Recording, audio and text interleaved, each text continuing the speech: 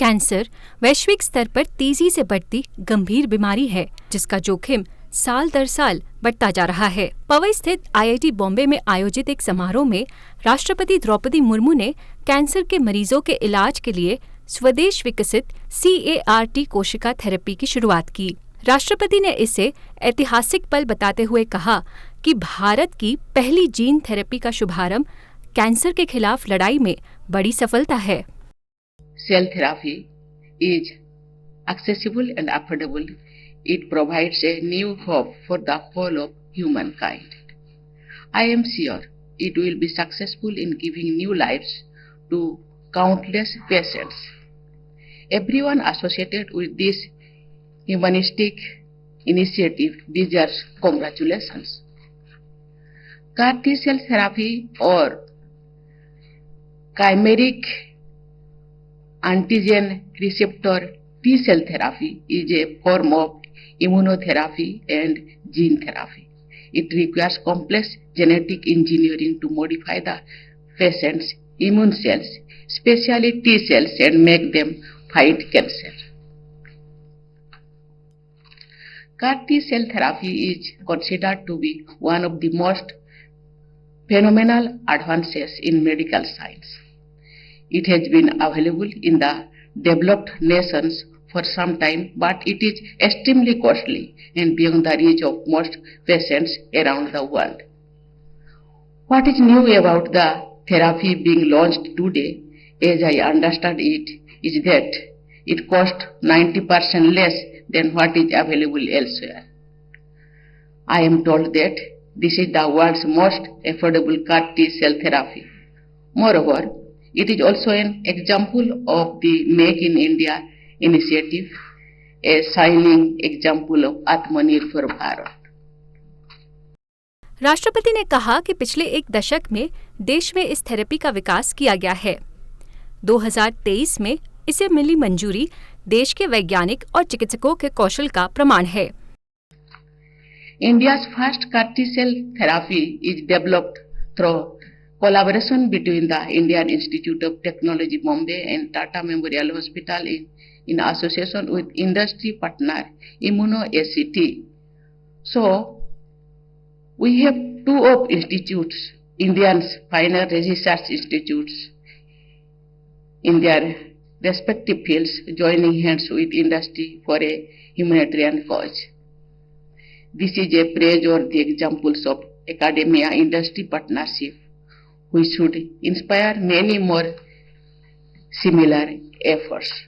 राष्ट्रपति ने कहा कि मानव सभ्यता के शुरुआत से जीवन के विभिन्न क्षेत्रों में काफी प्रगति की है। हाल की शताब्दियों में विज्ञान से विभिन्न प्रकार की बीमारियों के इलाज में मदद मिली है। There used to be many life-threatening ailments that have been wiped out and forgotten now. Cancer, however, remains one of those complications that remind us of our limits. It has claimed a large number of lives around the world. In India, 14.6 lakh people succumbed to it in 2022. And the number is likely to rise to 15.7 lakh by 2025. We can only imagine the pain and suffering of so many patients and their families. Yet, there is no room for pessimism. How can there be when we have succeeded against so many diseases? Inspired by the history of so many successful battles scientists are battling on. With early diagnosis and timely intervention, more and more people have been cured. Their success, in turn, motivates others in creating a positive mindset. It is through such slow but incremental steps that we will overcome the demon of cancer. राष्ट्रपति ने कहा कि CAR-T कोशिका therapy स्वास्थ्य क्षेत्र के इतिहास में एक मील का पत्थर साबित होगी। The therapy being launched today is of course a major step, in fact, a new milestone in the journey of healthcare innovation in India. It puts us on the global map of advanced medical care as well as on the elite list of countries which have access to this most innovative technology platform. I gather it has already received high praise from experts abroad. What we have before us is also an inspiring example of making academic research practical and viable. I am told this therapy will be available across the country in major center hospitals, providing new hope to patients and their families. Moreover, this affordable treatment can be made available to all patients across the world. That will be in tune with our vision of Vasudhaiva Kutumbakam. IIT Bombay को आधुनिक भारत का गौरव बताते हुए राष्ट्रपति ने कहा कि ये संस्थान शिक्षा के साथ साथ प्रौद्योगिकी क्षेत्रों का भी गौरव है। When I learned about the new therapy being launched today, I was pleasantly surprised because IIT Bombay is renowned not only in India but across the world as a model of technology education. Here, in this case, technology is not only being put in the service of humanity, but partnership have been with an eminent institution from another field as well as with industry. This has been made possible by the focus IIT Bombay has placed on research and development over the last 3 decades. IIT Bombay has been setting up several centers of excellence and technology incubators. Investing funds received from the government as an institute of eminence, it has established cutting-edge research and development facilities. As a result, Bombay IIT has earned a significant number of intellectual property rights too. Its key research areas include artificial intelligence, machine learning and industry 4.0 technologies among others. These are the advances that are shaping our tomorrow. IIT Bombay और Tata memorial centre द्वारा विकसित यह gene आधारित therapy विभिन्न प्रकार के रक्त cancer समेत कैंसर के इलाज में मदद करेगी। भारत एशिया में इस बीमारी के बोझ वाला दूसरा सबसे बड़ा देश है। स्वास्थ्य विशेषज्ञों ने उम्मीद जताई है कि CAR-T सेल थेरेपी से कैंसर के उपचार में मदद मिलेगी। CAR-T सेल थेरेपी भारत की पहली made in India CAR-T cell therapy है, जिससे इलाज की लागत में काफी कमी आने की उम्मीद है। कैंसर का मृत्यु दर भी ज्यादा है, जिसको लेकर स्वास्थ्य विशेषज्ञ लोगों को अलर्ट करते आ रहे हैं।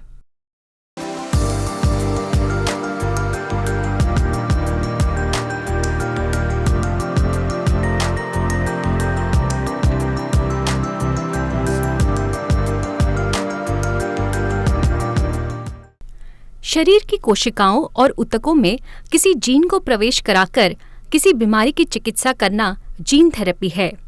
जीन थेरेपी किसी आनुवंशिक समस्या को उसके स्रोत पर ही ठीक करने का एक तरीका है।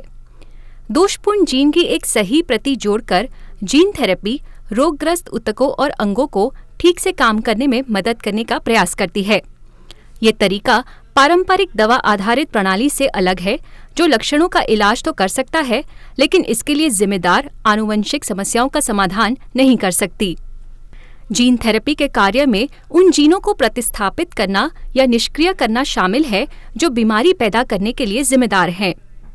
कई मामलों में जीन थेरेपी का उपयोग नए जीन को पेश करने के लिए भी किया जा सकता है, जो शरीर में एक विशिष्ट स्थिति से लड़ने में सक्षम है।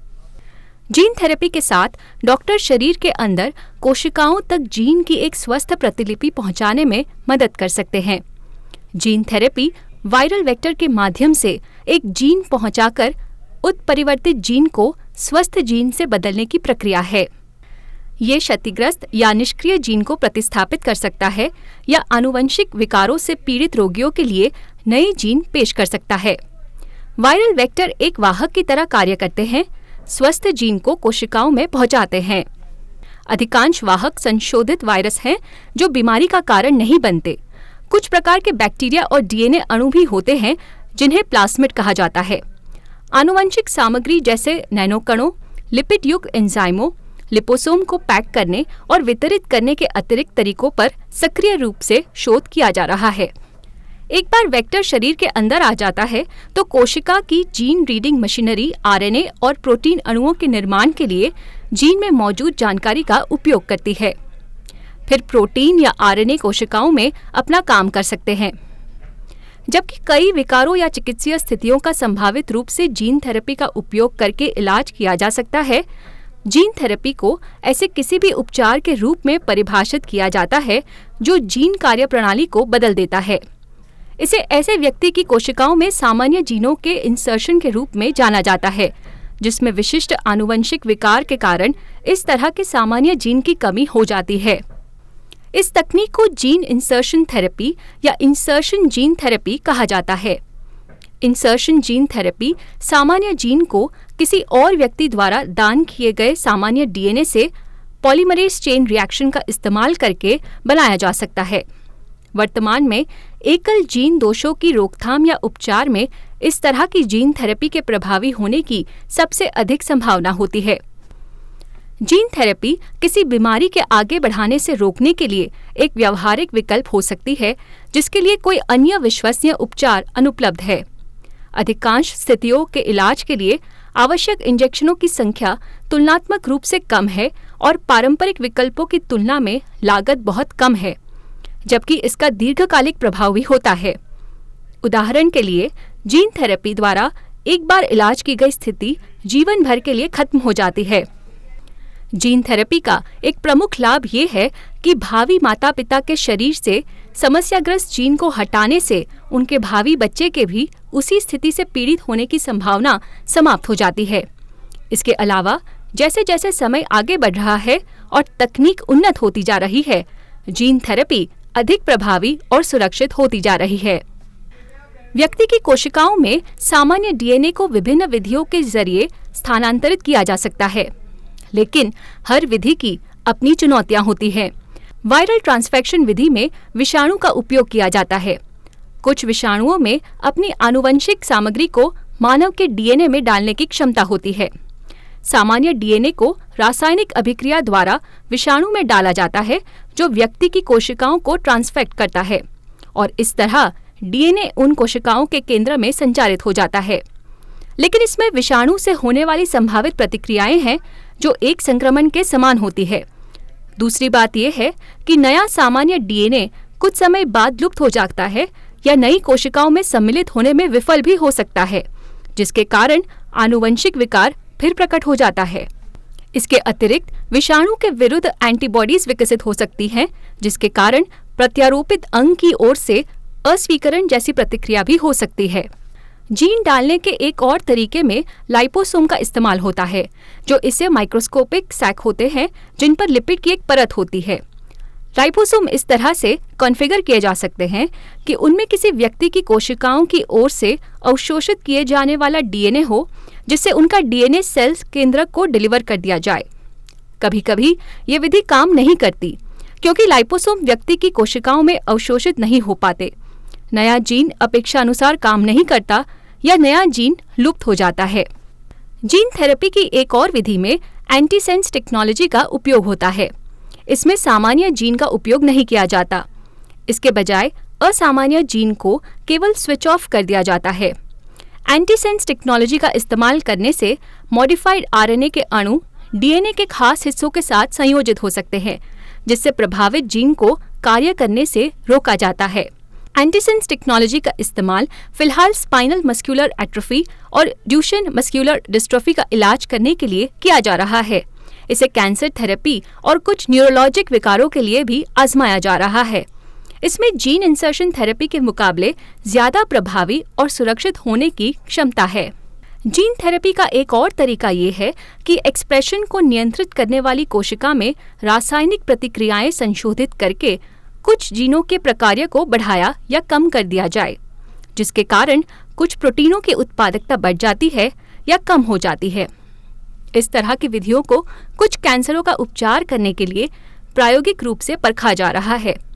ट्रांसप्लांटेशन थेरेपी में भी जीन थेरेपी का प्रायोगिक रूप से अध्ययन किया जा रहा है। प्रत्यारोपित अंगों को जीन प्राप्तकर्ता के अधिक संगत बनाने के लिए उन अंगों के जीन में बदलाव करने से अंग प्राप्तकर्ता की ओर से प्रत्यारोपित अंग को अस्वीकार करने की कम संभावना होती है।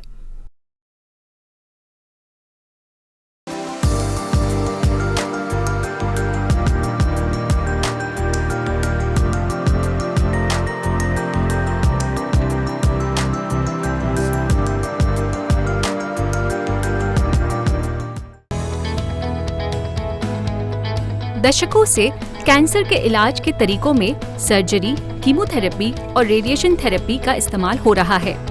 आज भी कैंसर के उपचार के महत्वपूर्ण मुख्य आधार बने हुए हैं, लेकिन उपचार के नए तरीकों ने हाल ही में कैंसर से पीड़ित लोगों के लिए उपचार की तकनीक बदलने में मदद की है। साल 2000 के दशक में कैंसर के लिए टारगेटेड थेरेपी की शुरुआत हुई।